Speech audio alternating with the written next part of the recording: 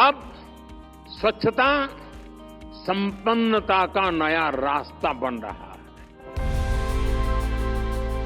పరిశుభ్రత ఇకపై వీధులను ఊడ్చడానికే పరిమితం కాదు. అందుకే స్వచ్ఛ సర్వేక్షణ్ 2024-25 కోసం కొత్త సమగ్ర టూల్ కిట్ ఉపయోగించబడింది.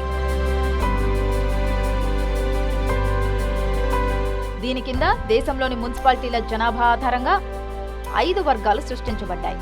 సర్వేలో నగరాలను దృశ్య పరిశుభ్రత, చెత్త నిర్వహణ, ఘన వ్యర్థాల నిర్వహణ, వ్యర్థ జలాల నిర్వహణ ఆధారంగా ర్యాంక్ ఇచ్చారు.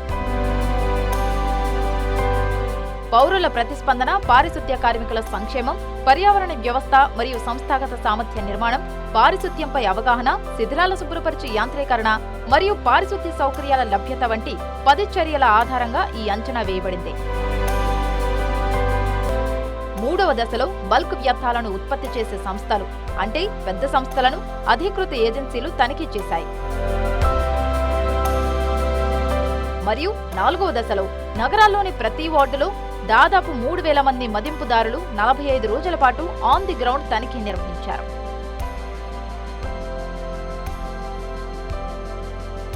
ఇప్పుడు జూలై 17న ఈ అన్ని చర్యల ఆధారంగా విజేతను న్యూఢిల్లీలోని విజ్ఞాన్ భవన్లో ప్రకటిస్తారు.